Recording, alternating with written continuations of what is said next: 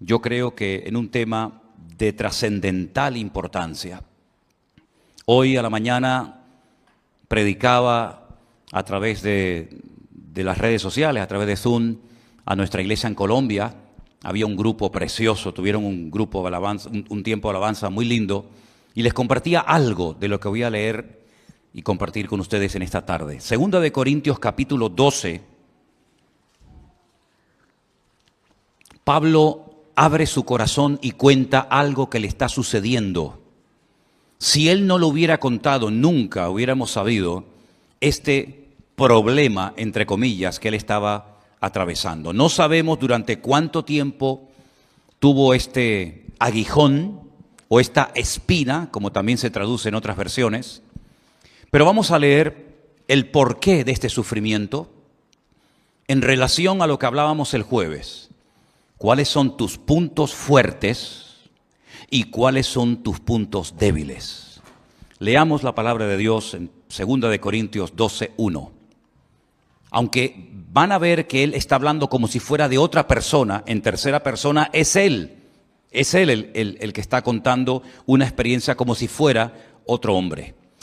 Ciertamente no me conviene gloriarme, pero vendré a las visiones y a las revelaciones del Señor. Conozco un hombre en Cristo, es él, que hace 14 años, si en el cuerpo no lo sé, si fuera del cuerpo no lo sé, Dios lo sabe, fue arrebatado hasta el tercer cielo, es decir, hasta la misma presencia de Dios.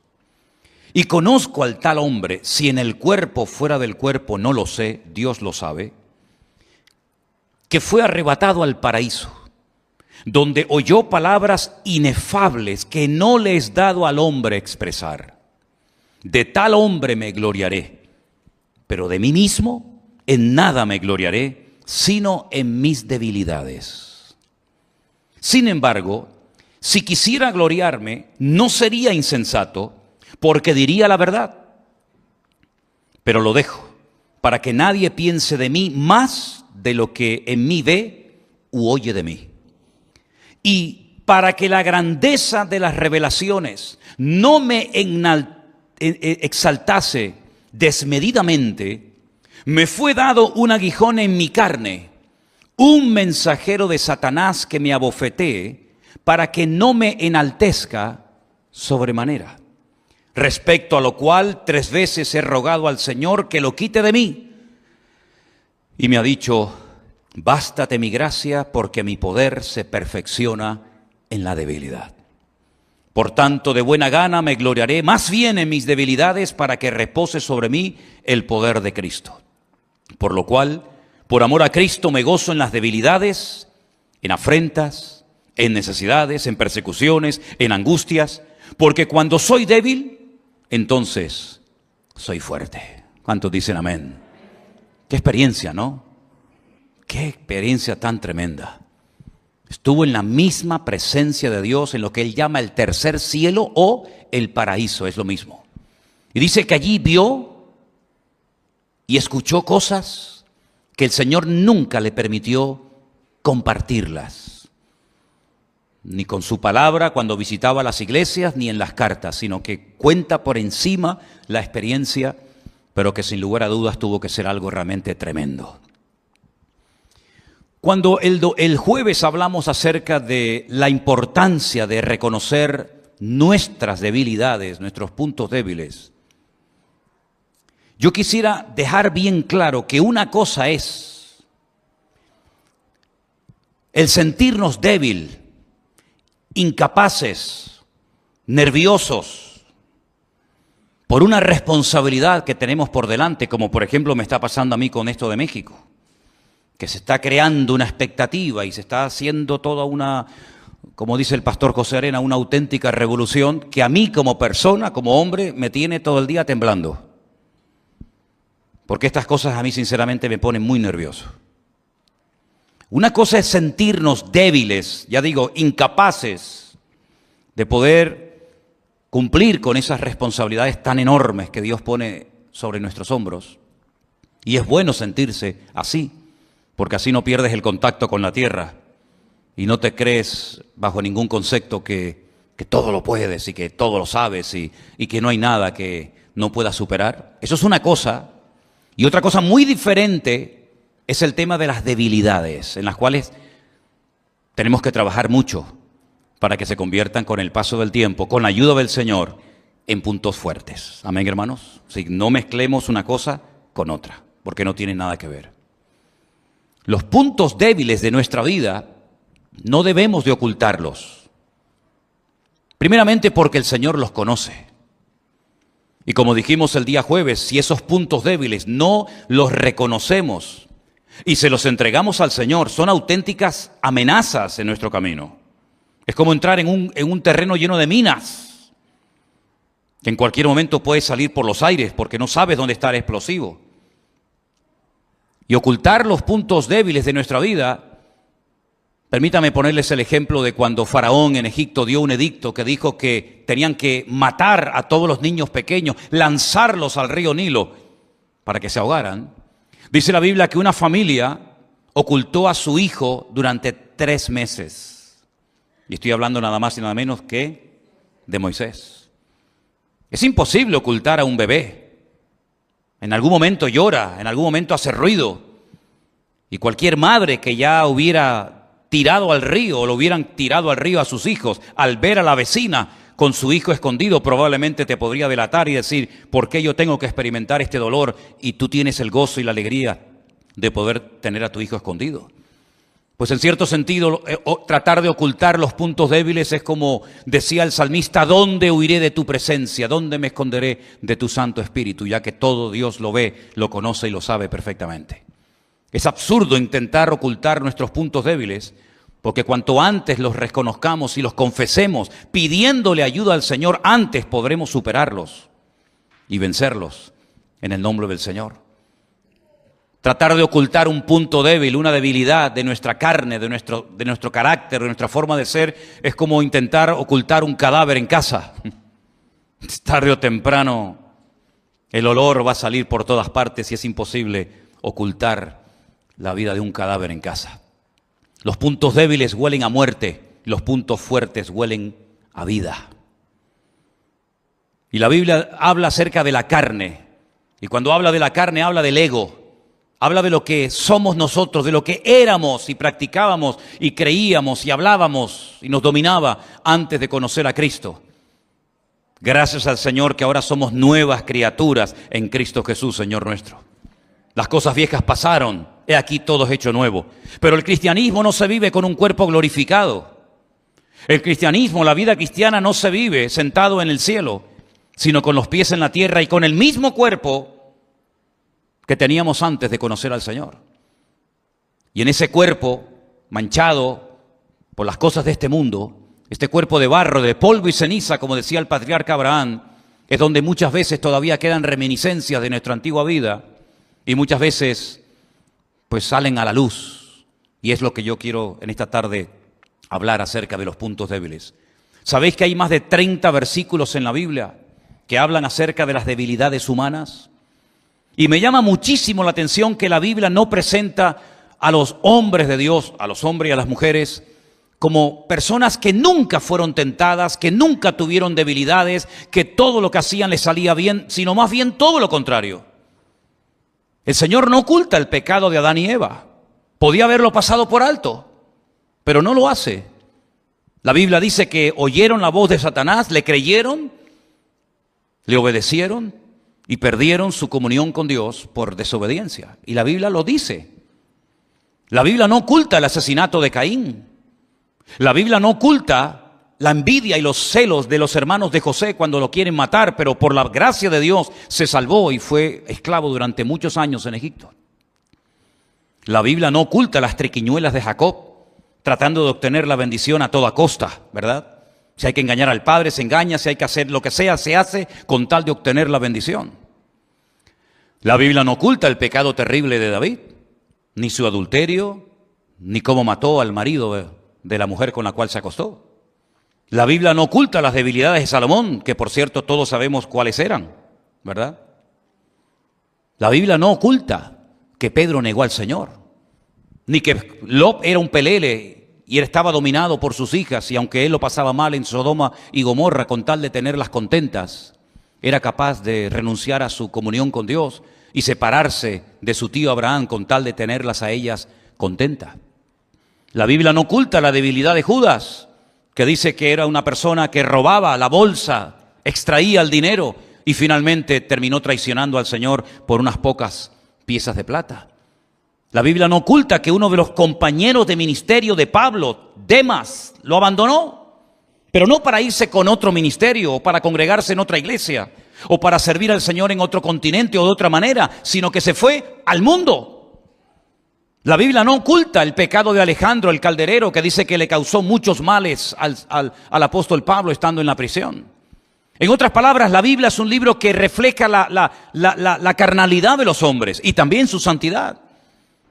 La Biblia no oculta que eran hombres de carne y hueso como nosotros, hasta el punto que Santiago dice de Elías, fíjense, el gran profeta Elías, dice que era un hombre sujeto a pasiones semejantes a las nuestras. Un hombre que se desanimaba y deseó morirse. Y de hecho le pidió al Señor, quítame la vida, ya no aguanto más. La Biblia no oculta que aquel grandísimo profeta llamado Jeremías, que predicó en Jerusalén jugándose la vida y que recibió todo tipo de humillaciones, estuvo en cárceles, fue azotado, etc. La Biblia no oculta que hay un momento en el que dice, no predico más. Total, ¿de qué sirve hablar? ¿De qué sirve amonestar? ¿De qué sirve advertir al pueblo de su pecado? Si nadie se convierte, nadie cambia, todo sigue igual o peor.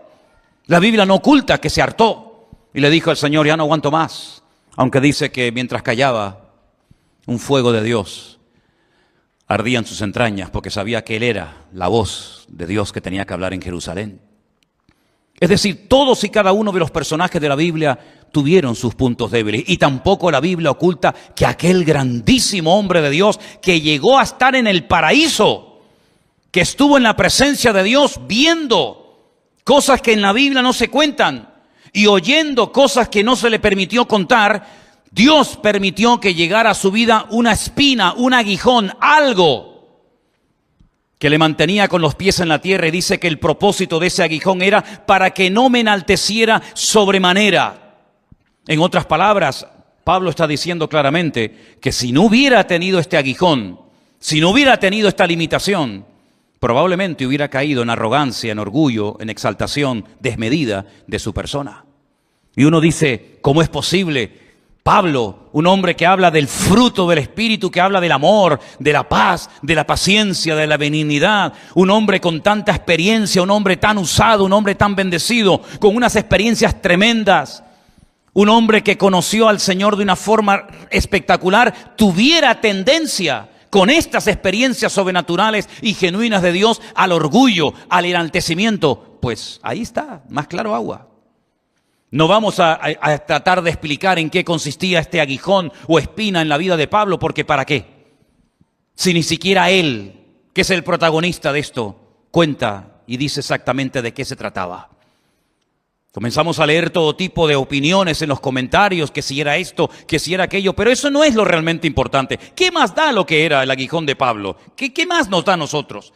Lo importante es ver el propósito, el objetivo por el cual Dios envió a la vida de Pablo este aguijón, esta limitación física o espiritual o de la índole que sea, para que no me enalteciera sobremanera. Luego Pablo está admitiendo clarísimamente que si no hubiera sido por esto que el Señor permitió en su vida, por lo cual rogó 3 veces y la respuesta del cielo fue, bástate mi gracia, porque mi poder se perfecciona en la debilidad, hubiera caído en el orgullo. Hubiera perdido muchas bendiciones si el Señor no le hubiera mandado este aguijón a su vida. Es interesante ver cómo la Biblia habla acerca de cómo somos seres humanos débiles. Por mucho tiempo que llevemos en el ministerio, por muchos años que llevemos en los caminos del Señor, todos somos débiles. Y todos tenemos muchas áreas en las que todavía la santidad de Cristo tiene que manifestarse mucho más. Amén, hermanos. Vamos a hacer un pequeño recorrido, no por todos los versículos que hablan del tema, pero sí vamos a escuchar algunos versículos que nos van a dar luz acerca de este tema de los puntos débiles de nuestra vida. Romanos capítulo 8, versículo 26 dice así. Y de igual manera, el Espíritu nos ayuda en nuestra debilidad, pues ¿qué hemos de pedir como conviene? No lo sabemos, pero el Espíritu mismo intercede por nosotros con gemidos indecibles. El Espíritu Santo tiene muchas funciones que llevar a cabo en la vida del creyente. Muchas. El Señor Jesucristo dijo en cierta ocasión: os veo tristes, porque ya sabéis que me voy. Pero os digo sinceramente que os conviene que yo me vaya. Porque si yo no me fuese, el Consolador, el Espíritu Santo, no vendría a vosotros. Pero cuando venga, Él os guiará a toda la verdad. Él tomará de lo mío y os lo hará saber. Y enumera una serie de misiones, de objetivos, de funciones del Espíritu Santo en la vida del creyente. Pero una de las cosas que dice Pablo en Romanos capítulo 8 es que ese Espíritu Santo que mora en nosotros, que está permanentemente en nosotros, nos ayuda en nuestras debilidades. ¿Cuántos dicen amén? ¿Cómo sabe el Señor, verdad? Que necesitamos una ayuda adicional. No solamente tener las ganas, no solamente reconocer, no solamente admitir y pedir ayuda, sino que el Espíritu Santo viene para ayudarnos en nuestras debilidades, para que sepamos cómo orar y no estar toda la vida luchando con lo mismo y no estar toda la vida siendo esclavos de algo o de alguien que nos roba la paz y la bendición que recibimos tal vez en un culto como este. Es una lástima ver a muchos creyentes que no son capaces de mantener 24 horas la bendición que han recibido. Siempre viene algo, siempre ocurre algo. Si no es con el vecino, es con el amigo, o con el padre, con la madre o con quien sea. Y la voluntad de Dios es que tú sepas mantener tu victoria, tu firmeza en el Señor y que nada ni nadie, escúchalo bien, nada ni nadie te arrebate la bendición de Dios. Que no dependas de nada ni de nadie, sino solamente del Señor. Y para poder llegar a ese nivel de madurez, para poder mantenernos firmes 24 horas al día, 365 días al año seguido, uno detrás de otro, el Espíritu Santo que mora en nosotros viene a ayudarnos en nuestras debilidades. Y eso debería darnos un gozo y una tranquilidad tremenda. Amén, hermanos. Romanos 14:1 nos habla de un tipo de creyentes que existen, como por ejemplo este. Recibid al débil en la fe, pero no para contender sobre opiniones. Débil en la fe. Qué triste, ¿no? Ver personas débiles en la fe. Cuando la fe es algo tan importante que dice que sin ella es imposible agradar a Dios. Pues hay personas sí que tienen fe, pero es muy débil. No es una fe madura, no es una fe robusta. Es una fe que depende a veces de emociones, de sentimientos, de circunstancias. Y la Biblia dice, bueno, hay débiles en la fe. No entren a pelear, no entren a discutir sobre opiniones. Pues recíbanlo y traten de ayudarlos lo mejor posible. Espero que no haya ningún débil en la fe en esta tarde entre nosotros, ni en sus casas, sino que todos tengamos, como dijo el Señor de aquel hombre, grande es tu fe. En todo Israel no he encontrado un hombre con tanta fe como este hombre, ¿se acuerdan? También en Romanos capítulo 15, versículo 1, nos dice la palabra así. Así que los que somos fuertes debemos soportar las flaquezas de los débiles y no agradarnos a nosotros mismos. Ahí hay dos tipos de creyentes, los fuertes y los débiles. ¿A qué grupo perteneces? ¿Con quién te identificas? ¿Con los fuertes o con los débiles? Si dices con los fuertes, pues dice aquí que los fuertes deben de soportar las flaquezas de los débiles y no agradarnos a nosotros mismos. Y si eres del grupo de los débiles, pídele al Señor que salgas de ese grupo lo antes posible y que formes parte de los fuertes y maduros en el nombre del Señor. Tenemos por otra parte un versículo precioso que es un consejo a las personas que son débiles, a las personas que han caído y tropezado, a las personas que han perdido su estabilidad y firmeza en el Señor. Hebreos 11:34. Apagaron fuegos impetuosos, evitaron filo de espada, sacaron fuerza de debilidad, se hicieron fuertes en batalla, pusieron en fuga ejércitos extranjeros. No era ese el que yo decía, pero está bien, sí. El capítulo 11 del libro de Hebreos es extraordinario porque habla de cosas que se lograron hacer en la historia gracias a la fe. No todos hicieron lo mismo. Hay gente que tiene fe o tuvo fe para ir a la guerra y vencer a los enemigos del pueblo de Dios. Pero hay gente que tuvo fe para aguantar sufrimiento y torturas y adversidades. La fe nos ayuda para tantos y tantos aspectos de la vida. Y dice que hubieron personas que sacaron fuerza de la debilidad porque clamaron y se refugiaron en el Señor. Pero en la carta a los Hebreos, en el capítulo 12, verso 12, que es el versículo que es un consejo, dice: por lo cual, levantad las manos caídas y las rodillas paralizadas. Las manos caídas, los que dicen: he tirado la toalla, pastor, ya no puedo más con esto. He bajado las manos, me rindo, ya no puedo más. Las rodillas paralizadas, las que ya no quieren avanzar, los que ya no quieren caminar, han tropezado tantas veces, han hecho tanto tipo de promesas, han decidido, después de un mensaje, tomar una decisión por el Señor y luego no la han cumplido, no han permanecido en el Señor, que dice que a esta gente que ya ha bajado las manos y que tienen ya las rodillas paralizadas, hay que levantarlos y decirles: adelante, todavía queda mucho camino por recorrer. Le pasó a Elías, le pasó a Pedro, le pasó a tantas personas de la historia bíblica, que por lo que hicieron o no hicieron, por lo que dijeron o dejaron de decir, se sintieron fracasados, inútiles. ¿Cómo se va a sentir Pedro después de haber negado al Señor 3 veces? No era la mejor noche, no era el mejor día de su vida. Fue el día malo para Pedro. Fue el día en el que no fue capaz de decir: sí, yo soy un discípulo de Cristo. Yo he visto al Señor glorificado en el monte y he visto cómo se le presentó un día a Moisés y Elías. Sí, yo lo he visto. ¿Cómo voy a negar eso? ¿Y cómo voy a negar que yo fui uno de los que repartían panes y peces a enormes multitudes cuando yo sabía que no teníamos recursos para que las multitudes se saciaran? ¿Cómo voy a negar eso? ¿Cómo voy a negar que un día entró a mi casa y oró por mi suegra y la fiebre desapareció al instante? ¿Cómo voy a negar yo que caminé con mi Señor por encima de las aguas? Pues lo negó, no sé quién es ese hombre. Y por eso dice que esa noche lloró amargamente. Y por eso el Señor, cuando resucita 3 días más tarde, le dice a una de las mujeres: dile a mis discípulos y a Pedro, porque él dice que no quiere ser más de mi grupo, a mis discípulos y a Pedro, dile que vayan a Galilea, que allí yo me voy a encontrar con ellos.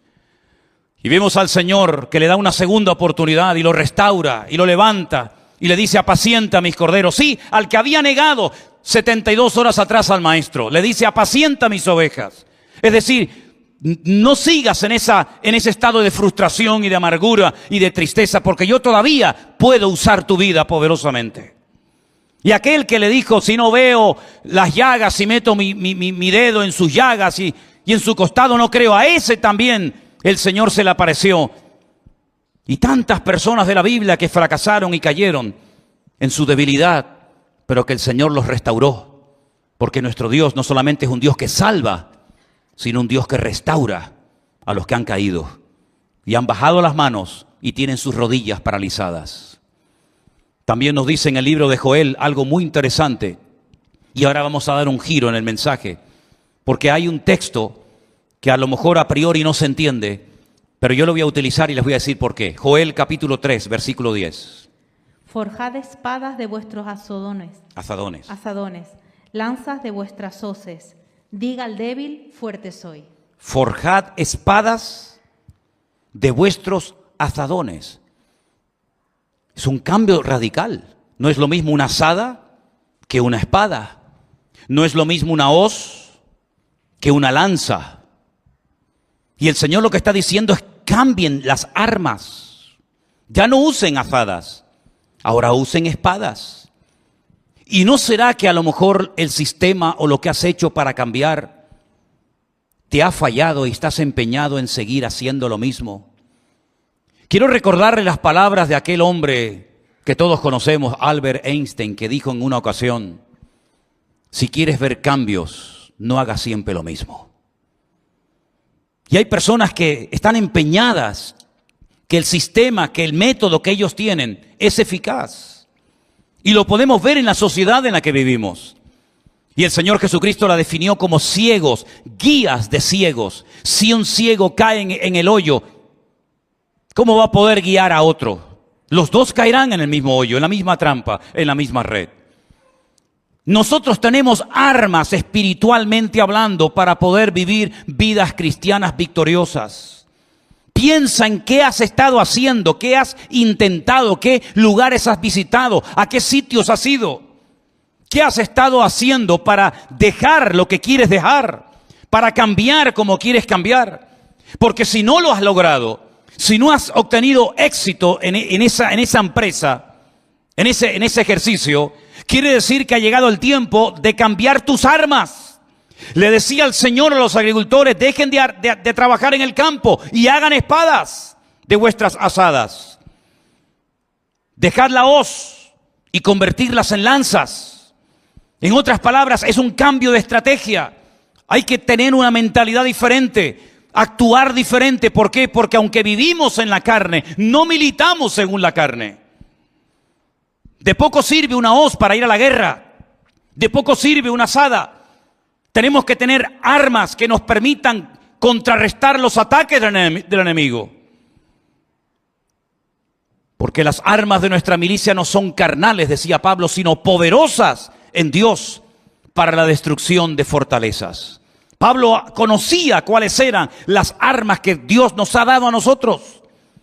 Y si quieren pueden leer tranquilamente el capítulo 6 de la carta de Pablo a los Efesios, donde van a ver cómo él describe la armadura de un soldado romano y él aplica cada una de las partes de la armadura del soldado romano a distintas armas que tiene el creyente para defenderse y atacar en el día de hoy. Él observaba que el soldado romano no iba desprotegido en cuanto a la cabeza, sino que llevaba un yelmo. Y él dice, el yelmo es como la salvación. Es decir, el yelmo guarda la cabeza. Y él dice, mentalízate, cambia tu forma de pensar. Eres salvo, por lo tanto ahora ya no puedes pensar, vivir, actuar y comportarte como antes lo hacías. El soldado romano se protegía el pecho con esa coraza, la justicia de Dios en tu vida. Ninguna condenación hay para los que están en Cristo Jesús, porque ahora hemos sido justificados por la sangre de Cristo.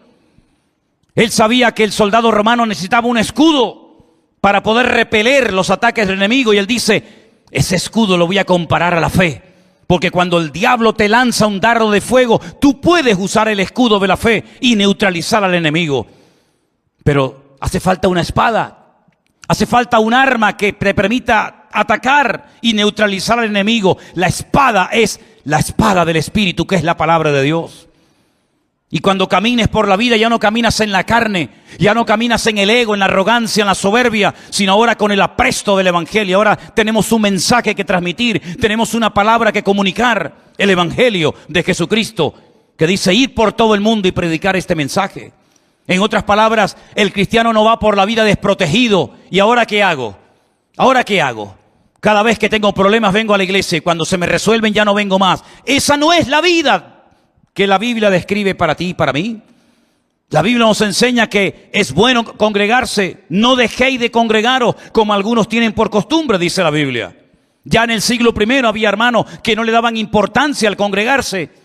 Pero no es suficiente con congregarse. Tú tienes que aprender a defenderte tú solito, tú sola en casa.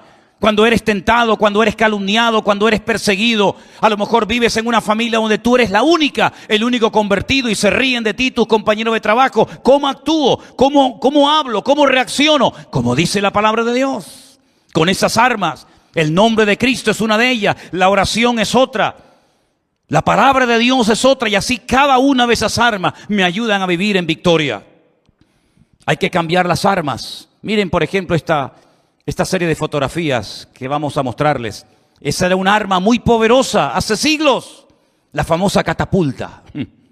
Hoy en día sería ridículo ir a la guerra con una catapulta. O con esta otra arma que ven ustedes ahí, sí, que podía matar, hacía mucho daño, la ballesta, pero son armas muy antiguas. Esas armas hoy en día están en un museo, son reliquias que la gente va a visitar.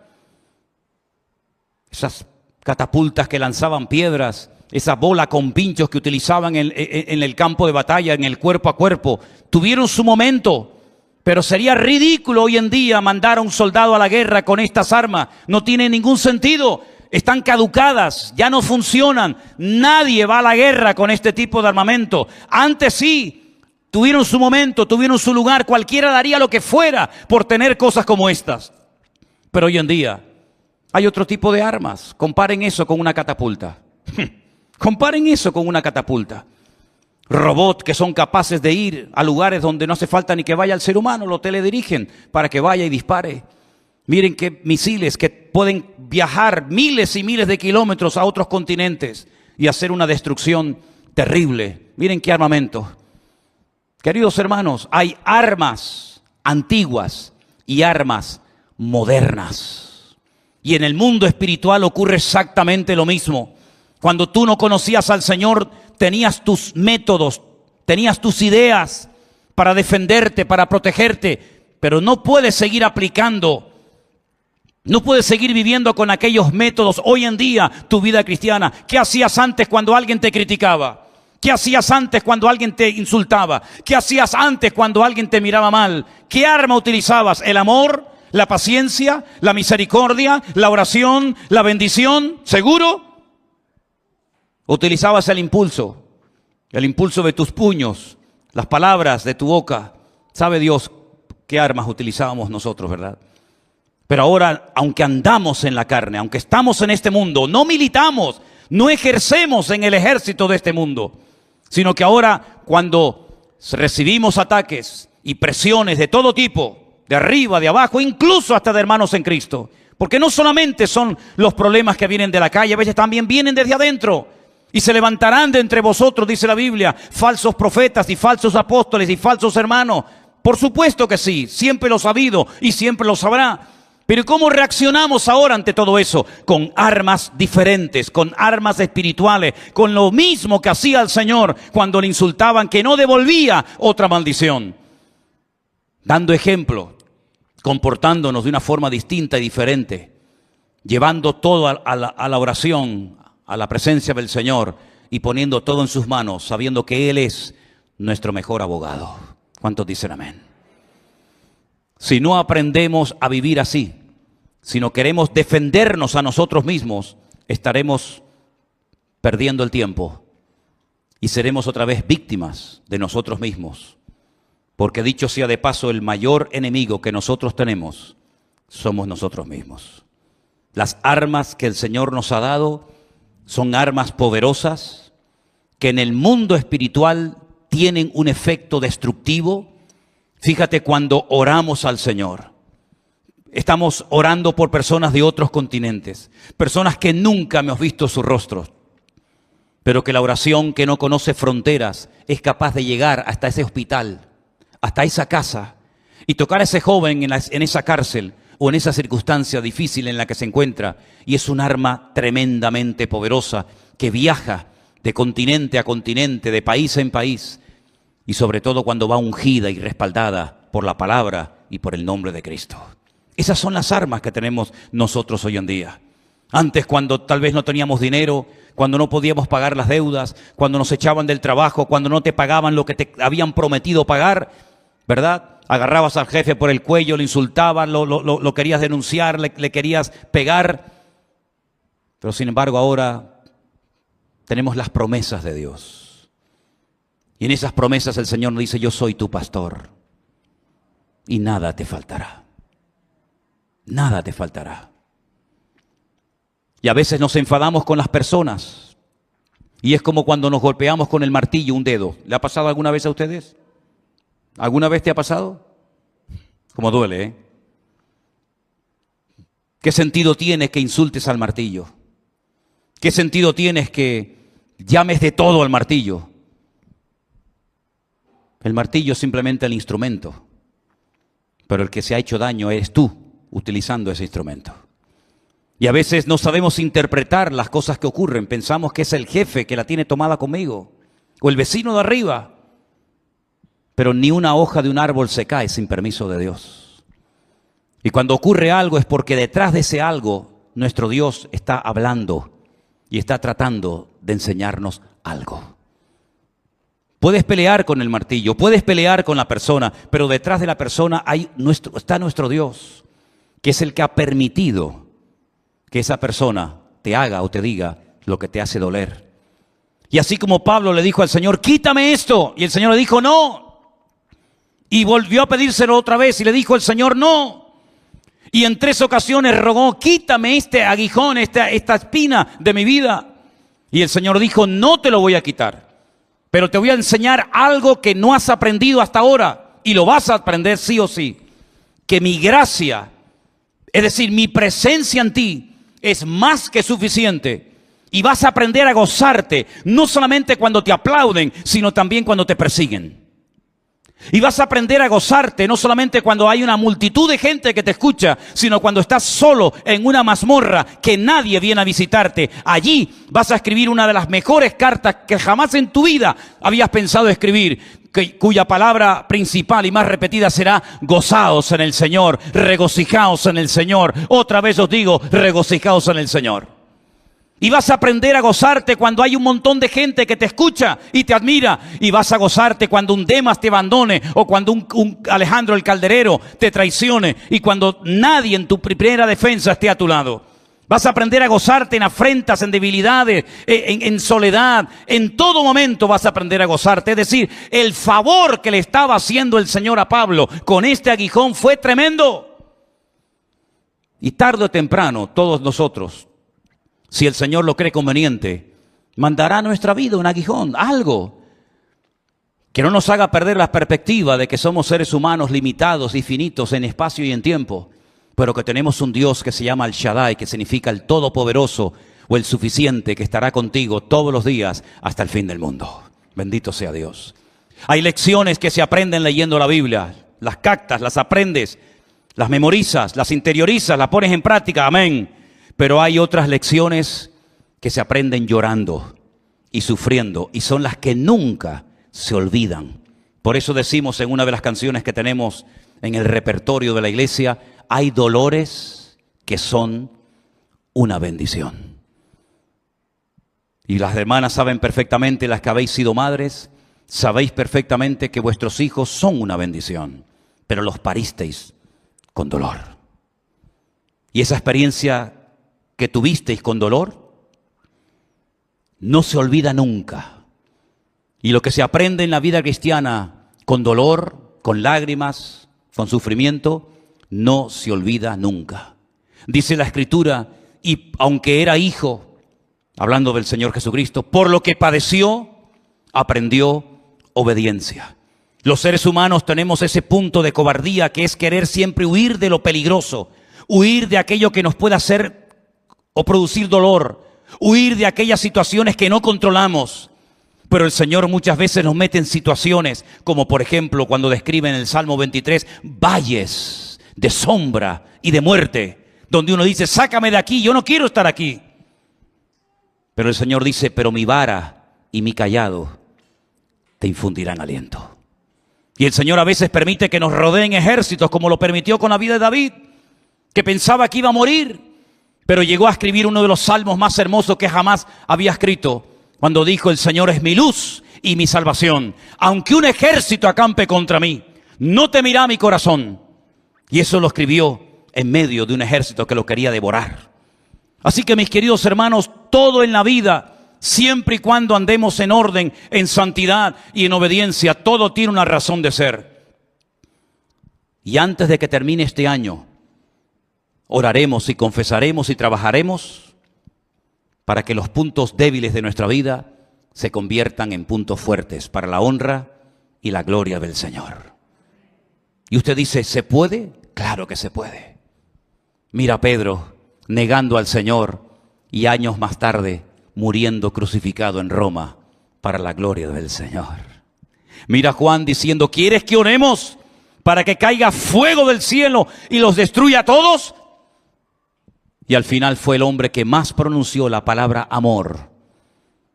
Amaos los unos a los otros, porque el que ama ha conocido a Dios y el que no ama no ha conocido a Dios, ¿verdad?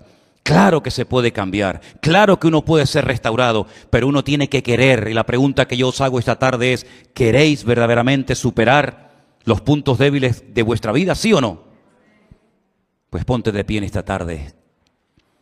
La famosa entrada triunfal de Cristo en Jerusalén. ¿Para qué entró triunfalmente Jesús en Jerusalén? ¿Para qué? porque estaba profetizado que entraría triunfalmente montado en un pollino de asno, según el capítulo 9 del profeta Zacarías. Ahora leeremos una profecía. ¿Qué significó aquello? ¿Por qué Jesús se pone a llorar? Había subido muchas veces el Señor a la ciudad de Jerusalén. Era obligatorio para los judíos subir 3 veces al año a Jerusalén a celebrar las 3 fiestas conforme a la ley de Moisés. Y nunca había llorado, al contrario. Eran fiestas de alegría, eran fiestas de júbilo, eran fiestas para recordar acontecimientos maravillosos del pasado, cosas que el Señor había hecho por ellos. Pero ese día, en esa última subida a Jerusalén, el Señor llora y llora de una forma tremenda y dice aquello de Jerusalén, Jerusalén, que matas a los profetas y apedreas a los que yo te envío. ¿Cuántas veces yo quise juntar a mis hijos como las gallinas juntan a sus polluelos y no quisisteis? Y ahí lanza una palabra profética acerca del destino de la ciudad de Jerusalén, que en menos de 40 años, es decir, 37 años después, la ciudad de Jerusalén quedó arrasada, incluido el templo. Así que tenemos que entender el motivo por el cual el Señor Jesucristo entró triunfalmente en Jerusalén, y vamos a ver también, con la ayuda del Señor, cómo para el pueblo no se cumplieron las expectativas que tenían depositadas en el Señor. De ahí que muchos, incluidos sus discípulos, se llevaran una tremenda desilusión, porque ellos esperaban algo que no ocurrió. Y cuando tú esperas algo y no lo recibes, te sientes desanimado, ofendido, frustrado, desanimado, etcétera, etcétera. Volvamos nuevamente a la porción de Mateo capítulo 21, que era la que se leyó esta tarde, haciendo referencia a esa entrada triunfal. Y en Mateo capítulo 21 dice que esta entrada fue el cumplimiento profético. ¿Pero el cumplimiento de qué profecía? El cumplimiento de esta profecía que yo te voy a leer ahora, que dice así, ahora te digo dónde estoy. Alégrate mucho, hija de Sión. Sabemos que Sión es un monte, pero también la palabra Zion o Sión es sinónimo de la ciudad de Jerusalén. Es decir, que a veces se habla de Jerusalén y a veces se habla de Sión. Es casi, diríamos, lo mismo. Dice, alégrate mucho, hija de Sión, da voces de júbilo.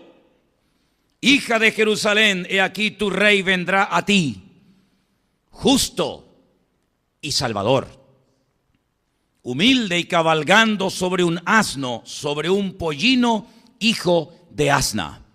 Zacarías 9:9.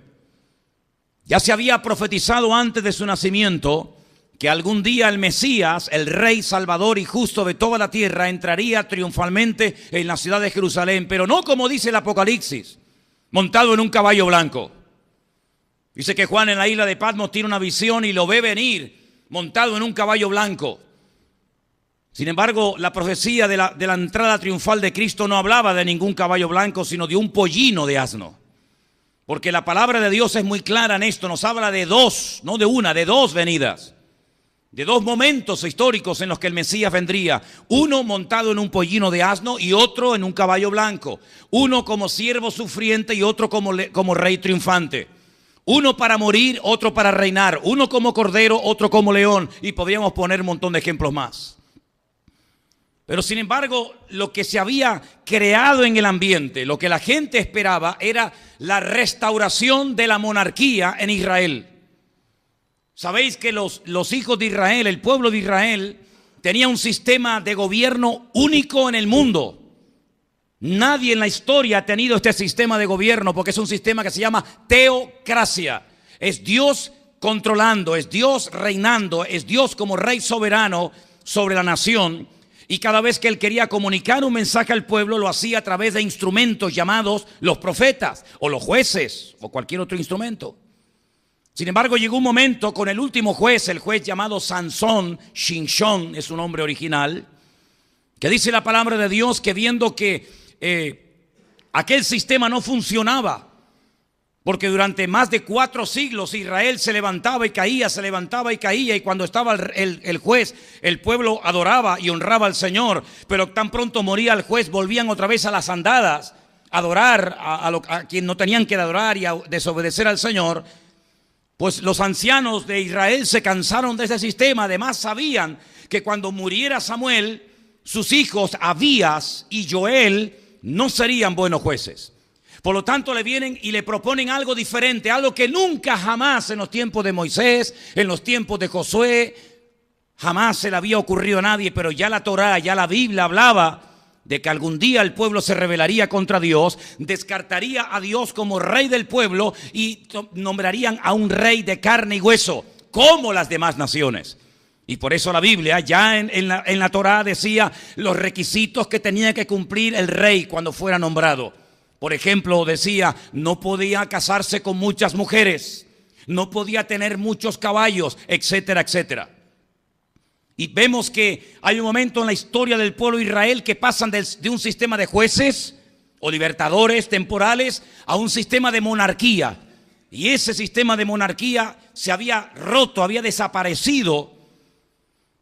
Y los israelitas confiaban de que algún día cuando viniera el Mesías, el sistema de monarquía volvería a ser restaurado. Fijaros qué preocupación, qué anhelo tan grande, qué expectativa tenía el pueblo de Israel de que el imperio romano sería destruido, arrasado y el Mesías gobernaría sobre Israel y a todas las naciones, que incluso el día de la ascensión, escuchen bien, el día de la ascensión, después de su muerte, después de su resurrección, pasan 40 días y cuando él sale fuera de Jerusalén y se va a la gloria, le dicen, Señor, antes de que te vayas tenemos algo que preguntarte. Hay una curiosidad, hay una pregunta, hay un interrogante en nuestro corazón. ¿Va a ser restaurado el reino en este tiempo o qué va a pasar? Vemos que todavía ellos confiaban de que a través del Mesías, que fue el Señor Jesucristo, la monarquía fuera restaurada. La gran desilusión de la cual hablaban los dos que iban camino a Emaús, ¿cuál era? Esperábamos que él fuera el Mesías, esperábamos que el reino fuera restaurado, esperábamos que el enemigo fuera vencido y no ha ocurrido nada de eso, sino todo lo contrario.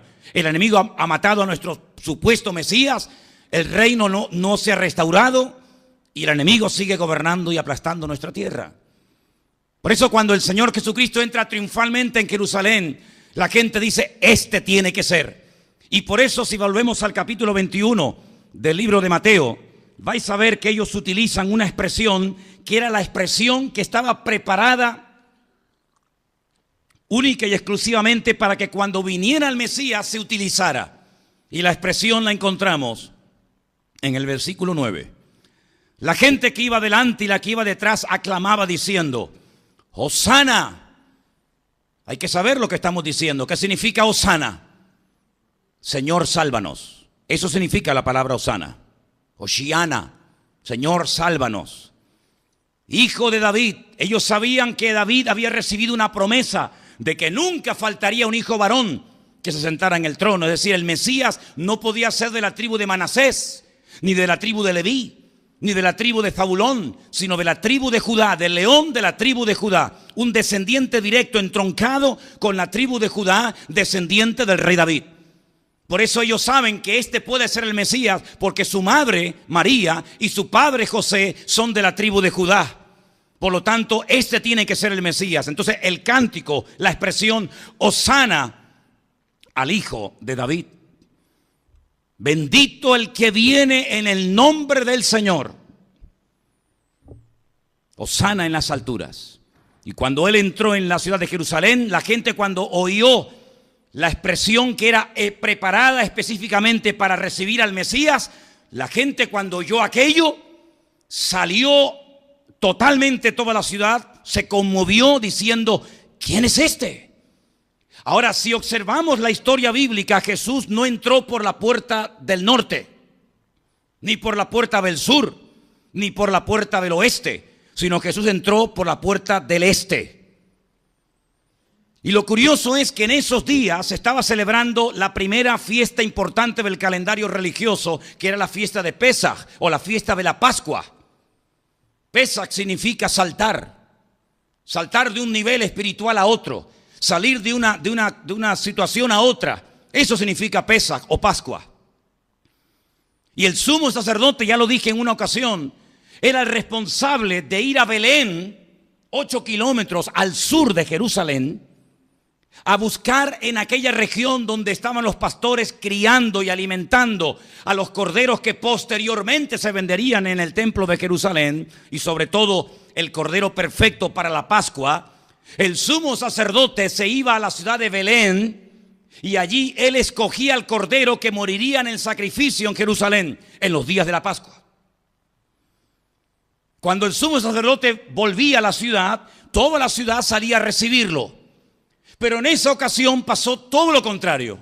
La ciudad no salió para recibir y darle la bienvenida al sumo sacerdote, sino que la ciudad salió para recibir a otro por la puerta del este y comenzaron a utilizar la expresión típica para darle la bienvenida al Mesías. Baruch haba Beshem Adonai, bendito el que viene en nombre del Señor. Y de ahí que los sacerdotes le dijeran, cállense, ¿qué están diciendo? Esa palabra no se le puede decir a cualquier hombre. Esa palabra es una palabra específica, es un llamado para que la gente sepa que ha llegado la era mesiánica. Dile a tus discípulos que se callen. Están utilizando una expresión incorrecta. Y Jesús dijo, si estos se callan hoy, estas piedras clamarían. Así que, amados hermanos, el Señor entra triunfalmente a Jerusalén, pero ya digo, no en un caballo blanco, lo cual hubiera sido sinónimo de una declaración de guerra, sino que viene montado en un pollino, sentado, humilde, de una forma sencilla, pacífica, no en una declaración de guerra, no a derrotar a otro ejército, pero sí a cumplir las profecías que estaban escritas acerca de su persona. Y dice la Biblia que el Señor entra triunfalmente en la ciudad de Jerusalén, supongamos un domingo, para entendernos, y no muere al día siguiente, sino que está durante varios días como estaba el Cordero de la Pascua, varios días siendo examinado meticulosamente, porque no se podía ofrecer al Señor animales defectuosos. Ese fue el gran pecado que cometió Israel durante un tiempo de la historia. Entre lo que vulgarmente llamamos el Antiguo y el Nuevo Testamento, Israel se acostumbró a ir al templo a llevarle al Señor sacrificios de animales defectuosos, animales cojos, animales ciegos, animales que habían sido despedazadas por las fieras en el campo, pero no importa, como es para el Señor. Y de ahí que el profeta Malaquías le dice al pueblo, ¿qué estáis haciendo? ¿Cómo os atrevéis? ¿Qué concepto tenéis tan bajo de vuestro Dios que sois capaces de entregarle a Dios, al creador del cielo y de la tierra, al Dios todopoderoso, un animal defectuoso? Dice, ¿te atreverías a invitar a un príncipe a tu casa? ¿Te atreverías a invitar a tu padre, a un familiar tuyo y ponerle un despojo encima de la mesa y encima hacerte pasar por bueno? ¿Cómo os atrevéis a presentarle al Señor sacrificios de animales mutilados, enfermos, cojos, ciegos, etcétera? Por eso el Señor, cuando entró en la ciudad de Jerusalén, fue examinado. Sí, 6 juicios le hicieron a Cristo, Cuéntenlos, 6 juicios diferentes. Con Anás, con Caifás, con Pilato, con Herodes, por todas partes lo tuvieron, examinándolo. Y la conclusión final fue, no hallo delito en este hombre. Es decir, es perfecto. ¿Cómo os atrevéis a presentarme a mí, a un hombre que no ha cometido ningún delito? Es que siendo hombre se ha declarado Dios y ha blasfemado contra nuestra religión. Y ahí te das cuenta de que no entendían nada. Por muy estudiosos que fueran de la palabra, por muy inteligentes que aparentemente parecieran, que dominaban las escrituras, no fueron capaces de darse cuenta de que tenían delante de sus narices aquel que había profetizado el profeta Daniel cuando dijo, desde que salgan de Babilonia, del cautiverio, hasta el Mesías príncipe, y da un recorrido, y da unas señales, y da hasta una fecha. Por eso el Señor, cuando entra a Jerusalén, les dice, ay, si ustedes entendieran, si ustedes supieran que este no es un día cualquiera, no es un día como cualquier otro, sino es un día de visitación, es un día de restauración, es un día distinto, pero ustedes no lo entienden y por eso se quebranta y por eso llora. Y allí se estaba cumpliendo la semana 69 de la cual habló el profeta Daniel en su famoso libro en el Antiguo Testamento, Daniel capítulo 9, si lo quieren leer. Y dice la Biblia que en esa misma semana el Mesías moriría a la misma hora que en el templo de Jerusalén se estaba degollando al primer cordero a las 7 de la mañana. A esa hora a él lo estaban crucificando. Y cuando a la caída del sol, o casi a la caída del sol, se sacrificaba el segundo cordero, ya el Señor estaba diciendo: Padre, en tus manos encomiendo mi espíritu.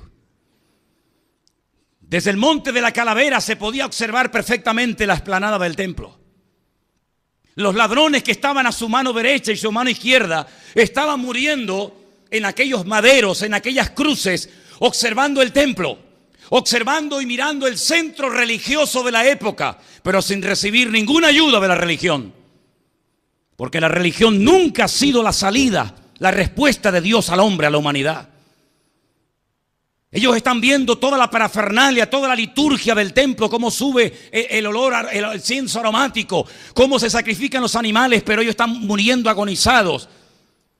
Mientras el Hijo de Dios está colgado en una cruz, abandonado por sus propios discípulos.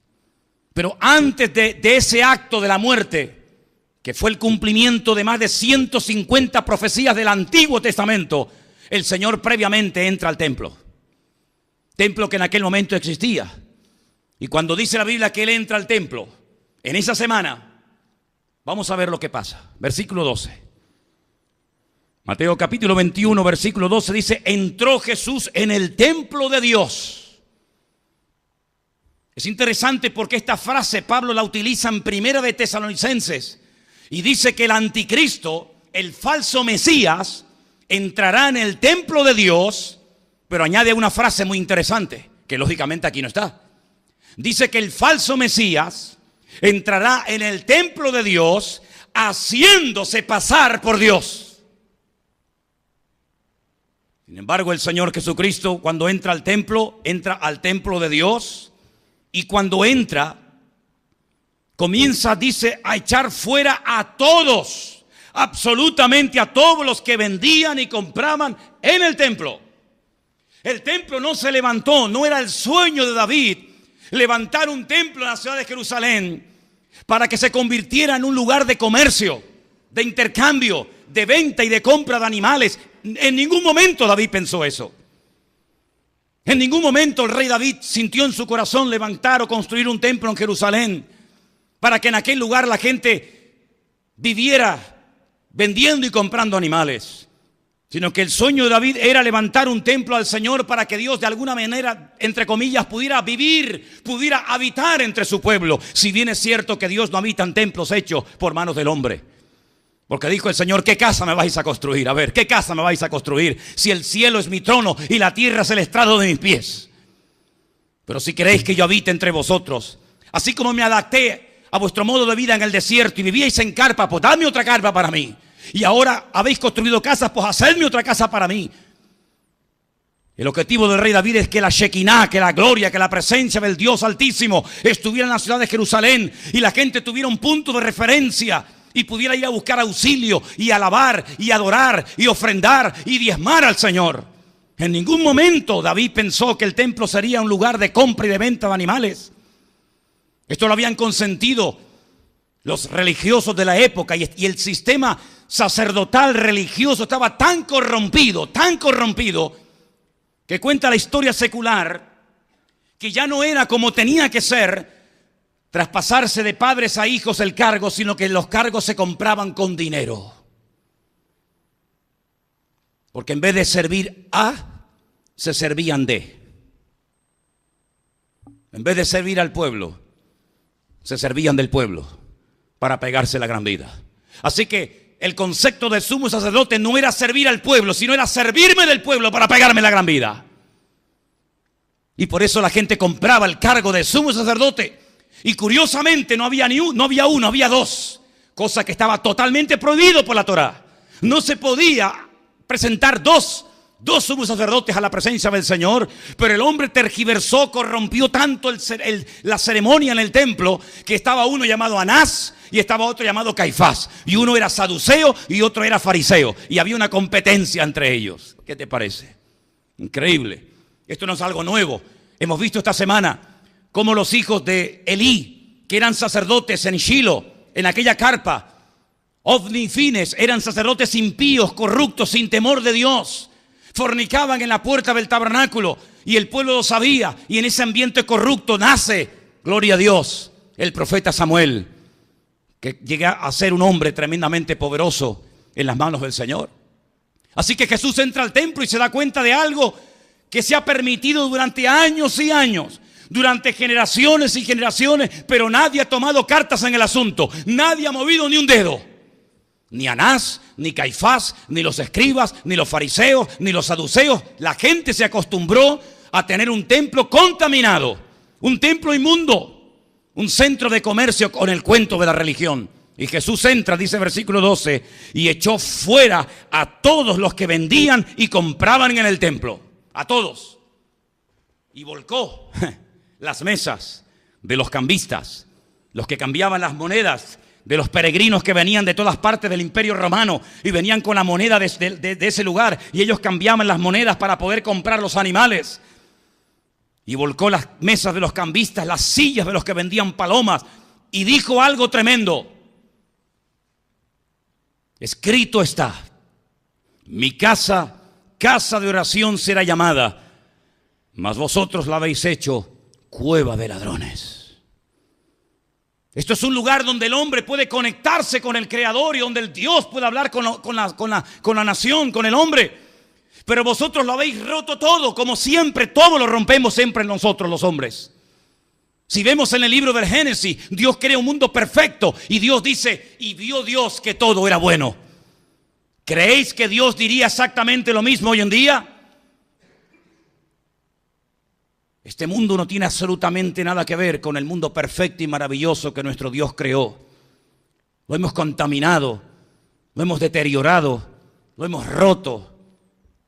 El hombre ni siquiera se parece en nada a aquel hombre perfecto que tenía una comunión con el Señor tremenda por la mañana, por la tarde y por la noche y cuando quisiera. El hombre no enfermaba, no tenía calor, no tenía frío. Era una armonía total y absoluta en el hombre y la naturaleza y el hombre. Todo lo ha deteriorado el hombre. Se ha producido un desequilibrio. El pecado es como un veneno que se metió en la creación y lo cambió todo. Alteró la naturaleza pacífica de los animales. Alteró la productividad de la tierra. Lo destrozó todo, porque ese es el efecto del pecado. Tú miras a un bebé tan bonito de días o de semanas o de meses y dices, qué bonito, qué hermoso, qué lindo, qué bien huele, que te dan ganas de morderlo, de jugar con él. Y cuando ves a ese niño tan hermoso con 18, 20 o 30 años, se puede llegar a convertir en el peor asesino de la humanidad. Ese hombre con 28 años que se acaba de estrellar y suicidar matando a más de 150 personas, un día fue un niño hermoso, un niño que gateaba. Un niño que tuvo que aprender a caminar, a hablar, a jugar, a pensar, a leer y a escribir. Un niño inocente como cualquiera de los que tenemos en la iglesia. Pero al llegar a cierta edad, aquel niño hermoso, bonito, que daba gusto jugar con él y olía bonito, se convirtió en un loco.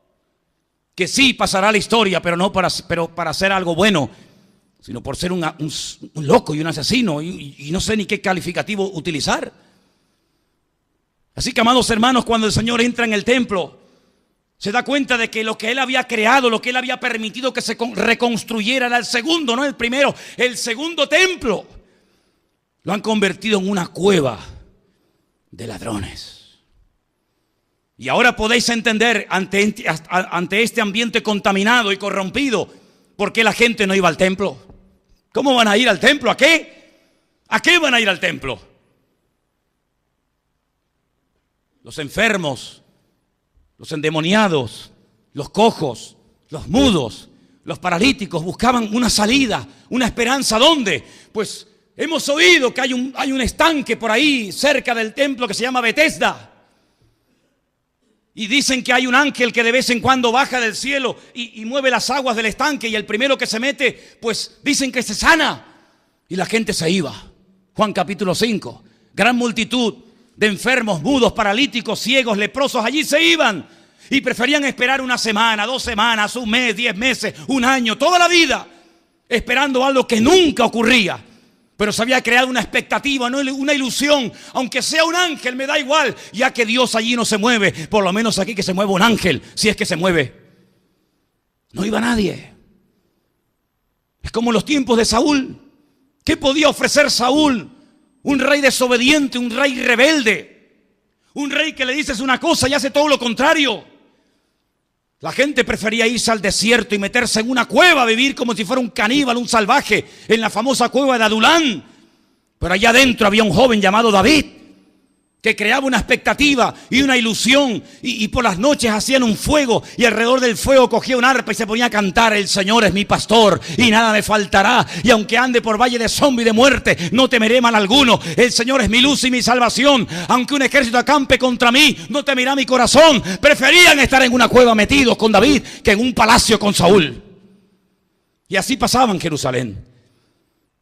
En el templo no se sanaba a nadie, no había milagros, no había vida, no había mover de Dios, porque la habían convertido en una cueva de ladrones.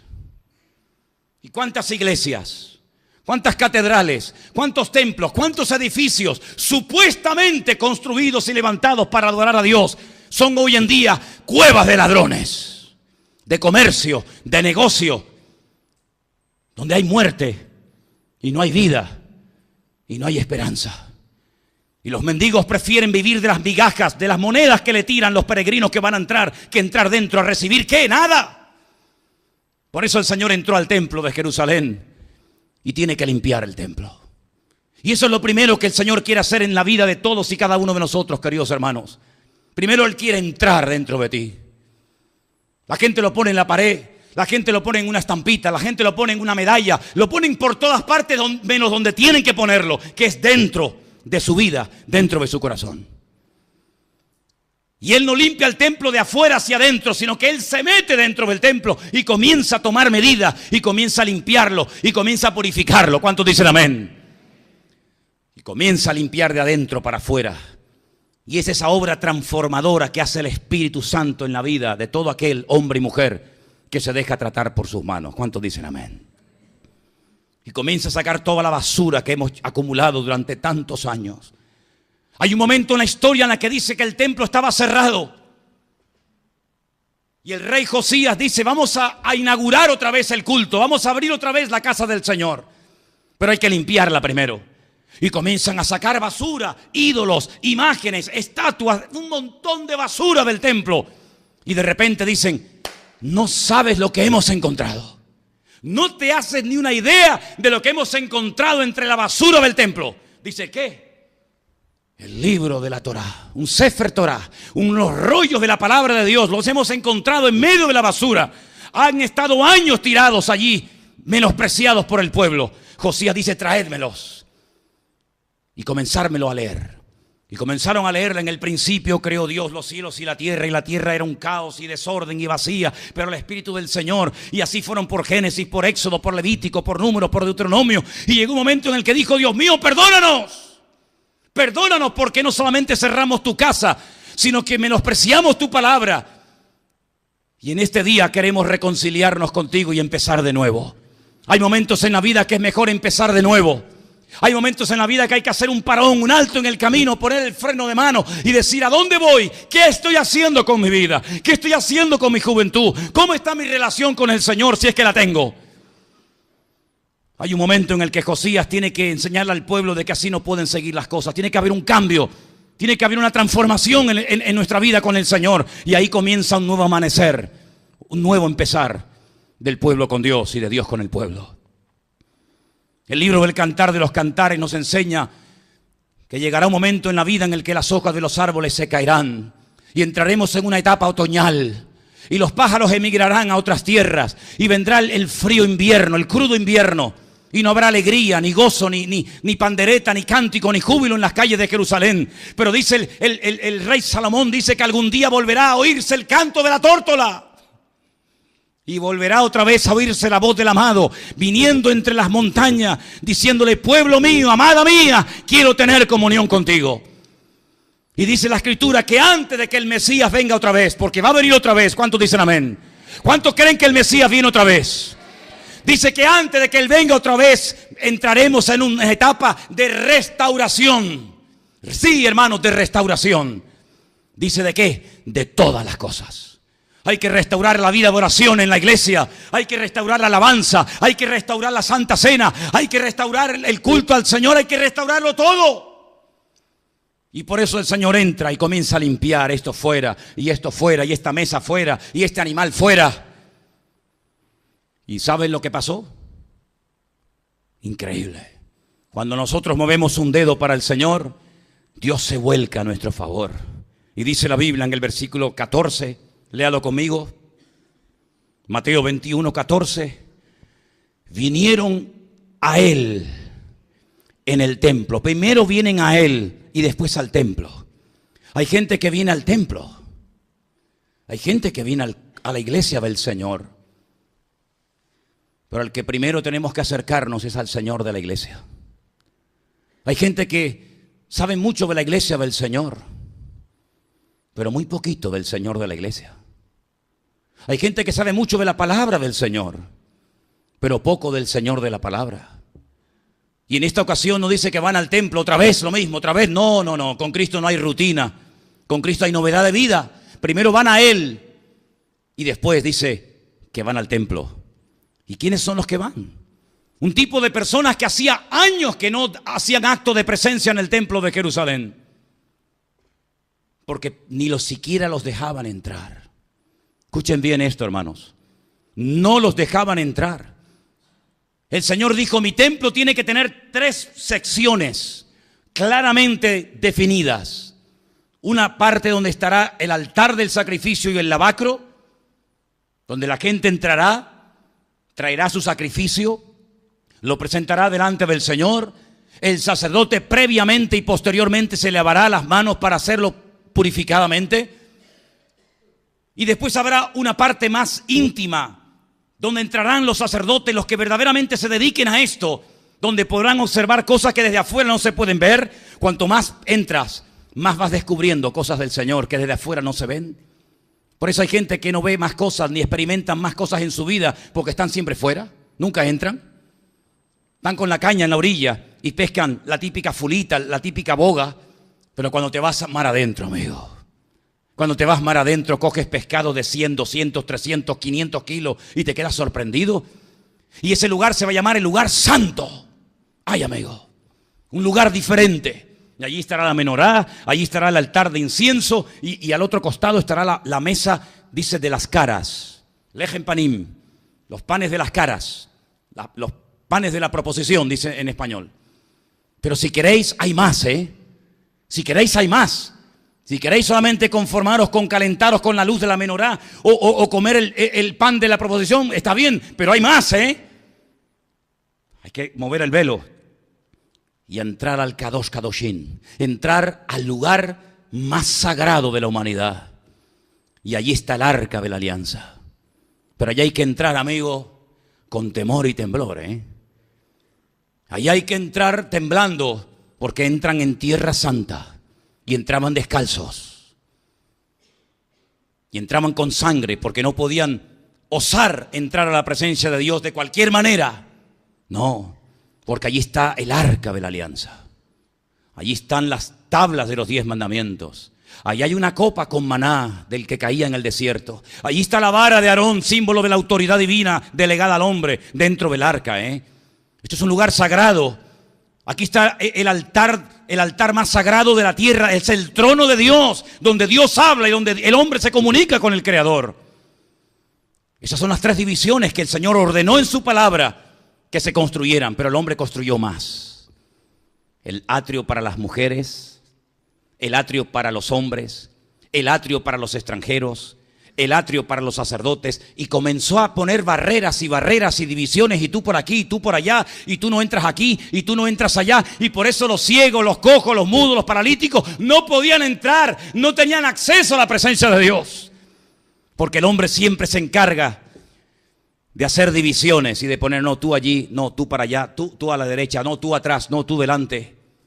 Pero el apóstol Pablo, por revelación divina, evidentemente dijo, hermanos, cuando el Mesías murió en la cruz, se rompió el velo de separación, la pared intermedia que nos separaba unos de otros se rompió. Y ahora podemos entrar por el nuevo camino, que es el mismo, a la mismísima presencia del Padre. Ya no hay divisiones, Ahora el velo está abierto y podemos entrar de noche, de día, por la mañana, por la tarde, a cualquier hora, en cualquier momento, a la mismísima presencia del Dios Altísimo y del Creador del universo. ¿Cuántos dicen amén? Ahora van los cojos con libertad, porque nadie les va a decir, tú no puedes entrar. ¿Por qué? Porque eres cojo. ¿Sabéis que un cojo no podía ser sacerdote? Leer la lista de los requisitos para ser sacerdote. ¿Con quién estás casado? Con esta no sirves. Tienes un defecto físico, no sirves. Tienes una incapacidad, no puedes ver bien, no puedes caminar, no eres reproductivo, etcétera, etcétera. No sirves. Pero el Señor viene a tomar lo que nadie quiere. Lo vil y lo menospreciado lo toma el Señor para avergonzar a los que se creen ser algo. Anás y Caifás no fueron a pedirle perdón, no se postraron delante del Señor diciendo, Señor, perdónanos porque tu casa la hemos convertido en cueva de ladrones. No, eran tan orgullosos y tan soberbios que ellos estaban con sus ropas sacerdotales, pero romper la compostura ni loco. Pero a los cojos, a los mudos, a los ciegos, a los verdaderamente necesitados, no les importó salir corriendo, cojeando, tropezando para llegar a donde él estaba. ¿Y saben lo que pasó? Versículo 15, lo de siempre. Los principales sacerdotes y los escribas, viendo las maravillas que hacía, y a los muchachos aclamando en el templo y diciendo, Hosana, sálvanos, hijo de David, se indignaron. No se alegraron, no dijeron, gloria a Dios, por fin el templo vuelve a ser lo que nunca tuvo que dejar de ser. Hay alabanza, hay milagros, hay prodigio. Ahora vendrán de todas las naciones de la tierra, como venían del extranjero, para que los profetas de Israel oraran por ellos y fueran sanados de la lepra o de lo que fuera. No, se indignan. Se molestan. Porque Jesús en 5 minutos ha conseguido lo que ustedes no han hecho en toda la vida. Hay alabanza, antes no había nada. Hay milagros, antes no había nada. Así que ellos se indignan. Es como aquel principal de la sinagoga, ¿os acordáis? Cuando Jesús está predicando en una sinagoga y se da cuenta de que hay una mujer totalmente encorvada. ¿Os acordáis, sí o no? Él dice, tú ven para acá. Que no pueden salir las mujeres para estar aquí. ¿Quién ha dicho eso?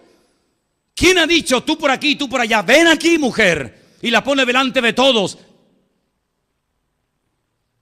Y pone las manos sobre ella y le dice, sé libre, mujer. Que llevas 18 años viniendo aquí y estás cada vez peor. 18 años escuchando palabras de este hombre y cada vez estás más encorvada. Has intentado enderezarte y no hay forma. Pero sé libre, mujer, dice, al momento, al instante se enderezó y comenzó a glorificar a Dios. ¿Cuántos dicen amén? Es como en el capítulo 3 del libro de los Hechos, dice la Biblia que Juan y Pedro y Juan subían a la hora de la oración por la tarde al templo de Jerusalén y había un pobre cojo en la puerta pidiendo limosna. Claro, ya no estaba Jesús, ya no había milagros. Y extiende la mano esperando recibir una migaja, algo. Y Pedro le dice aquella famosa frase, no tengo ni plata ni oro, hijo. Si esperas de nosotros dinero, apañado vas. Pero tengo algo mejor que dinero, ¿sabes? En el nombre de Jesucristo, levántate y camina. Y dice que ese hombre se levantó y al momento entró al templo. Ahora sí entra al templo. Entró alabando y glorificando a Dios por el milagro que había recibido. Bendito sea Dios. Ya la gente no va al estanque de Betesda, ¿a qué? ¿A esperar un ángel? No. Cuando tú conoces al Señor, no tienes ningún anhelo en ver ángeles, tienes anhelos en verlo a Él. ¿Cuántos dicen amén? María Magdalena vio un ángel. Otro evangelio dice que vio 2. Y podía haber dicho, madre mía, qué experiencia tremenda. He visto 2 ángeles. Salió corriendo y dijo, he visto ángeles. Dijo, no, dime dónde lo han puesto que yo me lo llevo. Yo no he venido aquí a ver ángeles. Yo no he venido aquí a tener experiencias extrasensoriales. Yo no he venido aquí a tener una emoción pasajera y transitoria. Yo he venido aquí a adorar a mi Rey y a mi Señor. Y por eso dice la Biblia que comienzan a alabar a Dios. Y Él les dijo, ¿oyen lo que estos dicen? Versículo 16. ¿Nunca habéis leído de la boca de los niños y de los que maman? Esto es impresionante, ¿eh? De la boca de los niños y de los que maman. ¿Perfeccionaste la alabanza? qué ven? ¿Por qué se ríen? ¿Por qué tienen esa paz esos niños tan chiquititos que aún están mamando del pecho de su madre? Dice, de ellos aprended, de ellos imitarlos. Y dejándolos salió fuera de la ciudad a Betania y posó allí. Eso fue, digamos, en esta semana, en esta última semana de la vida de Jesús. Recapitulamos. Entra triunfalmente en Jerusalén. La ciudad sale a recibirlo, sana, bendito el que viene en nombre del Señor. Entra al templo, limpia el templo, comienzan alabanza, comienza adoración, comienzan señales, milagros y prodigios. Bueno, ante todo esto, el cumplimiento de Zacarías 9:9, ante la manifestación tremenda de milagros, señales y prodigios, esto va viento en popa y a toda vela, ¿sí o no? Comienzan a organizarse para decir, tenemos que acabar con este hombre. No podemos permitir que las cosas cambien tan radicalmente. ¿Sabes que hay gente así en las iglesias hoy en día? ¿Sabes que hay gente que dice, el Señor se va? Porque sabe perfectamente que todos los milagros que han visto, todas las señales que han recibido, la limpieza del templo no va a servir absolutamente de nada. Días más tarde vuelve al templo. Días más tarde vuelve. Y cuando salen del templo, los discípulos le dicen, Señor, ¿has visto qué pedazo de templo tenemos nosotros los judíos? Ni el templo de Júpiter, ni el templo de ninguna diosa romana o griega es tan hermoso como el nuestro. Mira cómo Herodes le ha puesto oro a las puertas. Es un templo precioso. Y el Señor dice, ¿sí? ¿Veis todo esto? No quedará piedra sobre piedra que no sea destruida. ¿Cuándo, Señor? En esta generación. Antes de que esta generación termine, ni una piedra quedará sobre otra piedra. ¿Cuánto es una generación según la Biblia? 40 años. En el año 70, el emperador Tito, en colaboración con algunos judíos traidores, uno de ellos Josefo, les dijo cómo podía entrar y conquistar la ciudad de Jerusalén y destruir el templo. Y fue destruido hasta el día de hoy. Desde el año 70 hasta hoy, 2015, marzo del 2015, no hay templo en Jerusalén. Se cumplió literalmente la palabra del Señor. No hay templo, lo destruyeron, lo arrasaron, araron la explanada del templo, le cambiaron el nombre a la ciudad, de Jerusalén a Elia Capitolina, le cambiaron el nombre al país, de Israel a Palestina, para que no quede recuerdo de esta gente. Así es el hombre. Tantos milagros, tantos prodigios, tantas maravillas. La pregunta es, ¿para qué? ¿Dónde estaba Bartimeo el día que a él lo crucificaron? ¿Dónde estaba? ¿Dónde estaban los 10 leprosos? Por lo menos aquel que volvió a darle gracias al Señor. ¿Dónde estaba el día que lo crucificaron? ¿Dónde estaba Marta y María y Lázaro? Lázaro, que te resucité después de 4 días de estar muerto. ¿Dónde estaba cuando me clavaron a mí en la cruz? ¿Dónde estaba Pedro? Aquel que había caminado por encima de las aguas. Aquel que había visto a Moisés y a Elías hablando con el Señor en el monte Tabor. No estaba. ¿Te das cuenta que milagros, señales y prodigios, sí, son impactantes, son muy bonitos? Pero lo que cambian verdaderamente al hombre no es lo que pasa por fuera, sino lo que pasa por dentro. Y ese es el cambio que el Señor quiere hacer en nuestras vidas. Hemos visto en esta semana, hablando de Saúl, hablando de Samuel, hablando de los hijos de Saúl, hablando de los hijos de Samuel, que a veces es más fácil cambiar por fuera que cambiar por dentro, ¿sí o no? Por supuesto. Es mucho más fácil, aparentemente, cambiar por fuera, dejar ciertos hábitos y costumbres, que cambiar interiormente. Pero eso es lo que Dios quiere. Hay iglesias que se especializan en cambiar la apariencia exterior de la gente. Hay sectas que tienen una forma típica de vestir, de caminar, de hablar, de pensar, de actuar. Y son expertos en cambiar a la gente por fuera. Pero el Señor es un experto en cambiar a la gente por dentro. De tal manera que dice la Biblia, diga al débil, fuerte soy. De tal manera que las cosas viejas pasaron, y aquí todo es hecho nuevo. Una nueva creación, un nuevo comienzo, un nuevo amanecer en el Señor. ¿Cuántos dicen amén? Todo esto pasó en esta semana. En esta semana que estamos recordando en estos días, la entrada triunfal, la limpieza del templo, la purificación del templo, los señales, los milagros, los prodigios, el burrito. Pero escuchadme una cosa. No puedo dejar de decir esto. Jesús no entró a pie. Jesús entró caminando, no. Corriendo, no. Entró montado en un animalito, en un pollino de asno, sencillito, pequeño, hijo de una asna. Ponen sobre él sus mantos y entran. Y toda la ciudad comienza a cortar ramas. De ahí viene el famoso Domingo de Ramos, ¿verdad? Y a tender los mantos en el camino. Y todo el mundo comienza a aplaudir y a decir: ¡Hosana! Bendito el que viene en nombre del Señor. Sálvanos, hijo de David.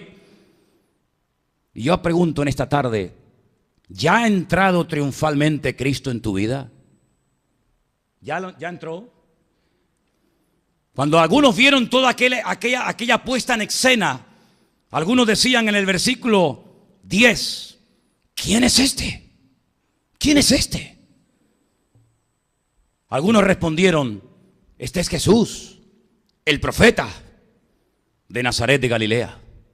Hombre, no está mal la respuesta, pero te quedaste corto. Es mucho más que un profeta, es mucho más que eso.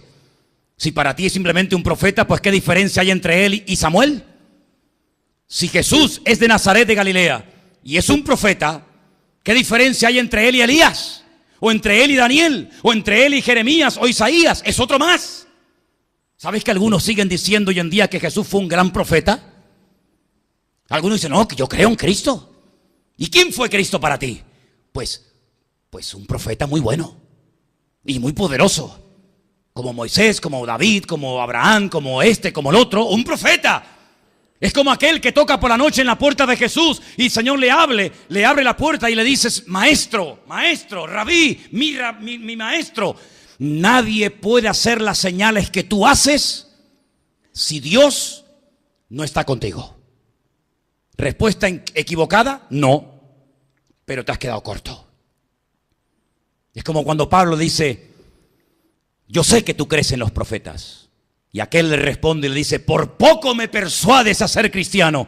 Hay gente que, sí, es un maestro, es un profeta, es un personaje histórico, un buen orador, un hombre con un carisma impresionante, con un poder de convocatoria alucinante, pero ahí se quedan. No son respuestas malas, no son respuestas incorrectas, pero son respuestas que se quedan cortas. Yo te pregunto a ti en esta tarde: ¿quién es para ti Jesús de Nazaret?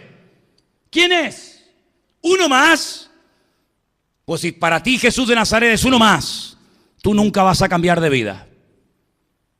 Si para ti Jesús de Nazaret fue un buen hombre que enseñaba cosas dignas, yo te digo que si tu concepto de Cristo es que Cristo fue un buen hombre, te equivocas.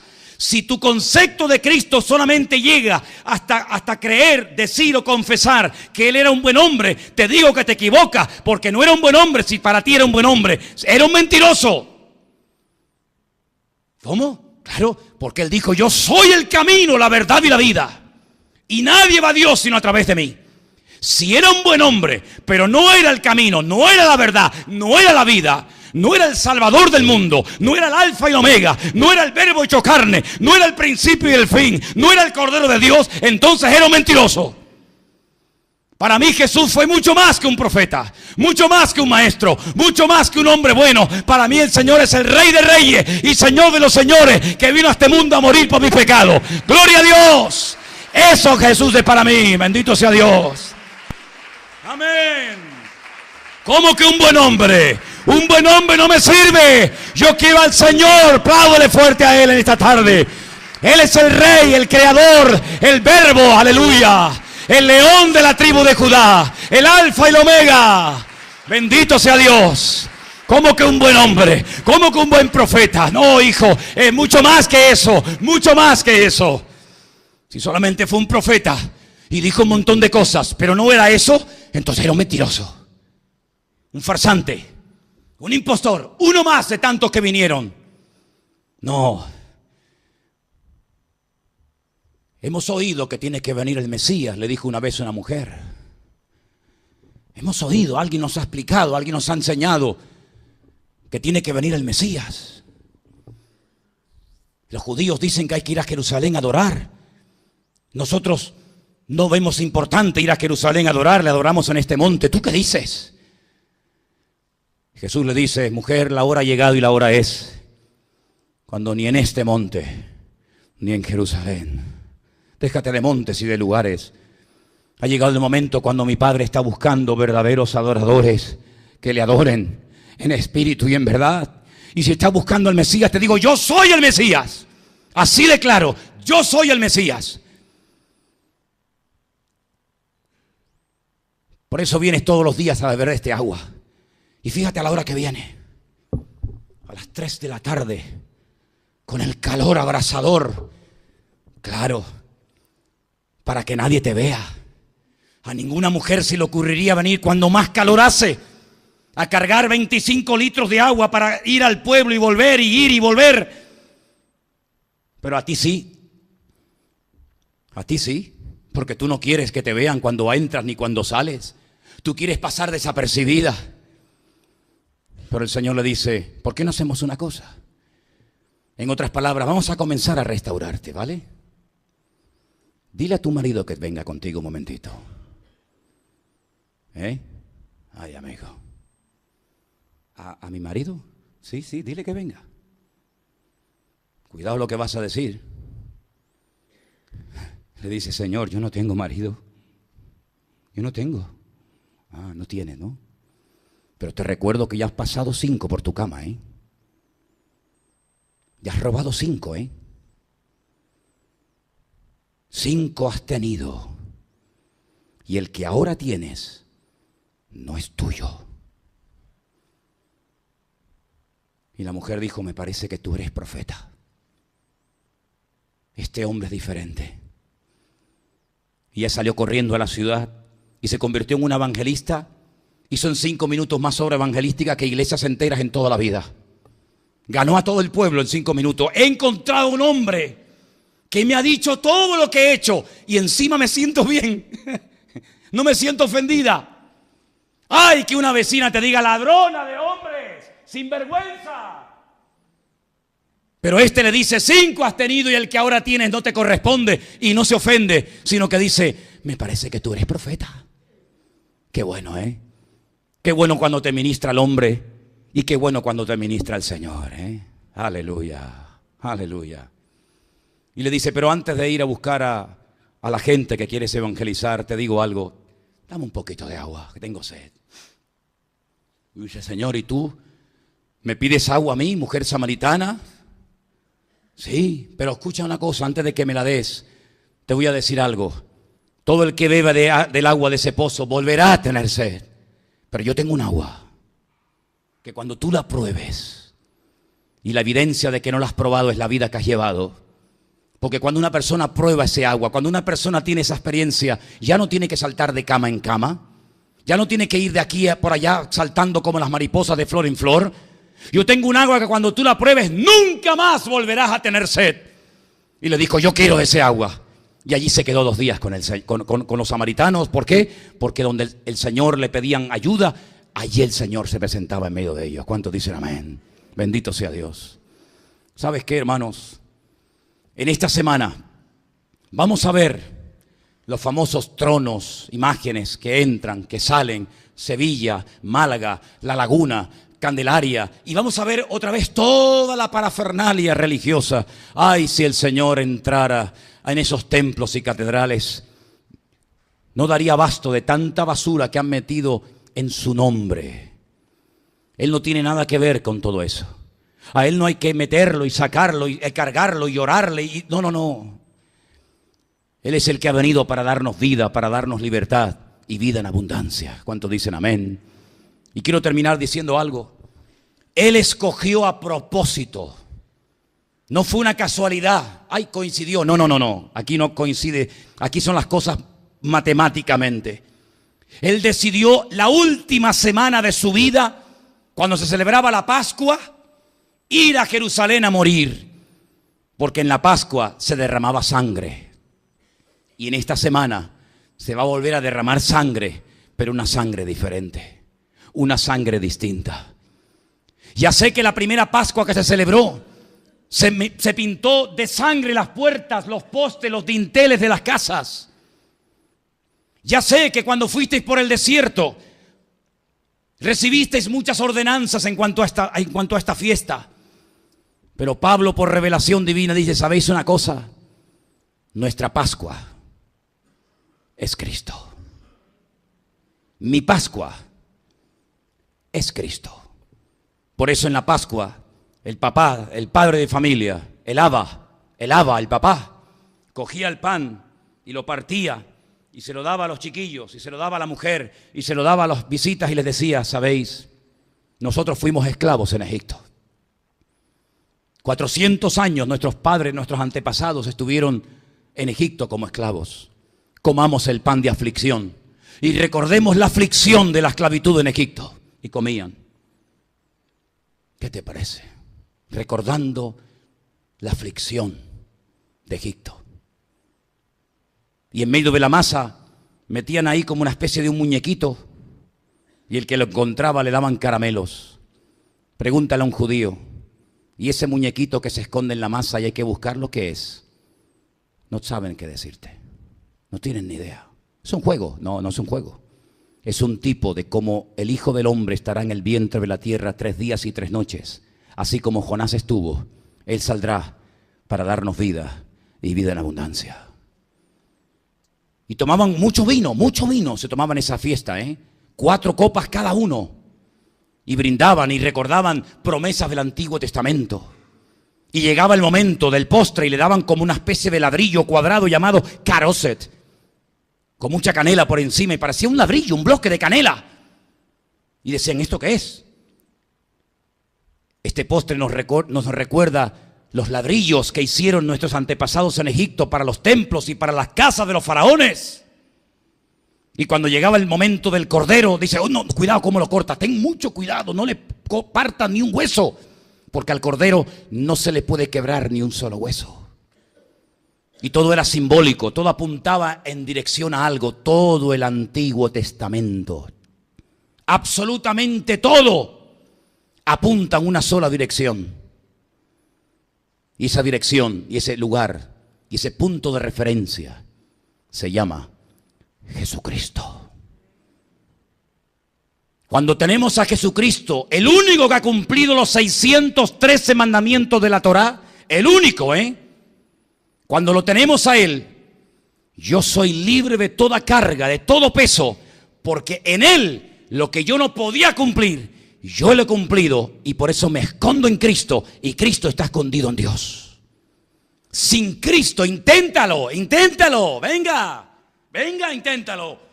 ¿Cuál quieres cumplir? A ver, ¿cuál te gusta más? A ver, ¿cuál te gusta más? La Pascua, venga, vamos a celebrar la Pascua, venga, los panes sin levadura, el vino, vale, te faltan 612, has cumplido uno. Bueno, venga, Shavuot, venga, ya te faltan 611, venga, ¿cuál más quieres? Que no lo vas a poder cumplir todos. No lo vas a poder cumplir todo. Entonces viene la pregunta del millón. Entonces, ¿para qué nos dio una ley si no la pudo cumplir? ¡Ay, amigo! Ahí te quería llevar yo. Porque la ley del Señor es perfecta, que convierte el alma, dice el Salmo 19. La Torá de Dios es perfecta, es una revelación de la naturaleza divina. Es perfecta. No le falta, no le sobra nada. Pero intenta cumplirla. No puedes. Entonces la ley se dio como un látigo para decirte, no puedes, que tú no puedes, que por más que pelees, que no puedes, que has cumplido 612 y pecaste en uno y ya lo has tirado todo por la borda, que tú no puedes, es que yo guardé tal, es que yo hice tal, es que yo diezmé, que no puedes. Y para eso tuvo que venir el Señor. Y Cristo dice, ¿creéis en mí? ¿Sí? Pues tenéis que creer en lo que yo represento. Tenéis que creer en lo que yo represento. Yo soy la Torá personificada. Yo soy el verbo, yo soy la letra, la palabra escrita, revelada, humanada, encarnada. El que cree en mí es como si hubiera cumplido toda la ley. Yo soy el sello de aprobación del Padre. Por eso Cristo, y me vais a escuchar el domingo decirlo en el Parque La Granja a todo pulmón, el domingo a la mañana, que el sello de aprobación del Padre, de que quedó satisfecho y dijo, está bien, todo se ha cumplido, fue la resurrección del Hijo. ¿Por qué lo resucitó? Porque aceptó la sangre. ¿Por qué lo resucitó? Porque cumplió la ley. ¿Por qué lo resucitó y no lo dejó en el Seol? Dice, no permitirás que tu santo vea corrupción, ni dejarás mi alma en el Hades. ¿Por qué lo levanta? Porque cuando el Padre vio a Jesús, dijo, lo que vosotros no habéis podido hacer, Moisés, tú no entrarás a la tierra prometida. David, tú no me levantarás ningún templo, etcétera, etcétera. Lo que vosotros intentasteis y fracasasteis todos, en mi Hijo tengo toda complacencia y me deleito en Él. Por lo tanto, oídlo a Él. Porque oyéndolo, obedeciéndolo y teniéndolo a Él, mi paz os dejo, mi paz os doy. ¿Qué es la paz? Es el sello de que estoy en el centro de la voluntad de Dios. Donde hay paz, hay equilibrio. Donde no hay paz, hay perturbación y toda obra perversa, dice Santiago en su epístola. Por lo tanto, amados hermanos, ahora nosotros somos la casa del Dios viviente. No quiero que ignoréis, dice la Escritura, que vuestro cuerpo es el templo del Espíritu Santo de Dios. ¿Dónde vive Dios? ¿Dónde? Decidme. ¿Dónde vive Dios para ir a verlo esta tarde? ¿En Candelaria? Ahí os quedáis. ¿Qué hago yo aquí con vosotros, hombre? Si mi Dios está en Candelaria. Me voy a Candelaria, digo, hermano, oye, Maico, sube para arriba, venga, termina de predicar tú, yo me voy a Candelaria. ¿Por qué? Porque me voy con mi Dios. No, que vive en el Valle de Ucanca. Pues ahí os quedáis. Yo me voy al Valle de Ucanca con Él, porque yo quiero estar donde Él está. Y donde Él no está, yo tampoco quiero estar. Pero yo no tengo que ir ni a Candelaria, ni al Valle de Ucanca, ni tengo que ir a ninguna parte. ¿Por qué? Porque donde hay 2 o 3 reunidos en su nombre, allí está el Señor en medio de ellos. Y ahora yo soy, usted dirá, qué orgullo. Orgullo no, orgullosísimo, Soy el tío más orgulloso del mundo de poder decir a voz en cuello, ahora soy la casa donde mi Dios ha decidido vivir. Sí, en una casa de barro. No vivió en una carpa. No vivió en una casa en Jerusalén, pues ahora dice, yo ahora en casas de barro, en corazones imperfectos, pero que yo los purificaré a través de la sangre de mi Hijo amado. Y ahora tenemos el Espíritu de Dios. Y ahora cuando estamos aquí, Él está conmigo. Pero cuando yo me vaya, el Señor se viene conmigo.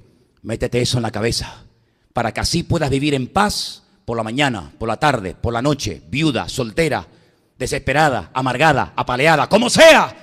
El Señor está conmigo. ¿Quién contra mí? Ay, yo seguiría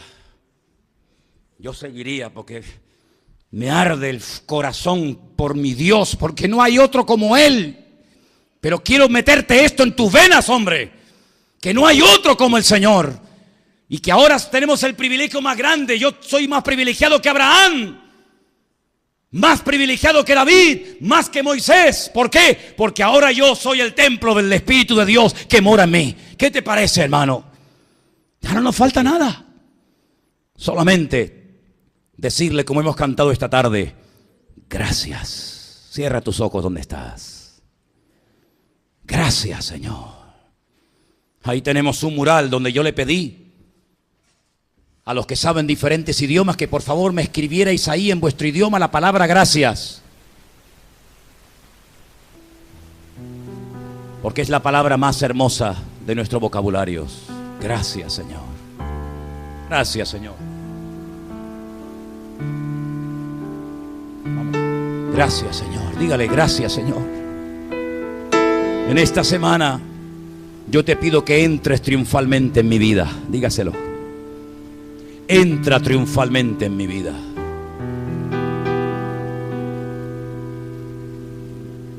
Entra triunfalmente en mi casa, Señor. Quita de mi vida lo que no te guste. Quita las ovejas, vuelca las mesas, rompe las estructuras, rompe los esquemas. Pero no pases de largo, Señor. Limpia mi vida, limpia mi templo, limpia mi casa. Limpia. El que estaba dormido se despertó finalmente. Gloria a Dios. Gloria a Dios. Todo está bajo control. No fue sin querer, fue queriendo. Amigo. Te das cuenta, Dios te despierta por la guitarra, por el predicador, por el niño, por el coche, por la pita. Dios te va a despertar sí o sí. Apláudale al Señor en esta tarde, hermano. ¡Gloria a Dios! ¡Gloria a Dios!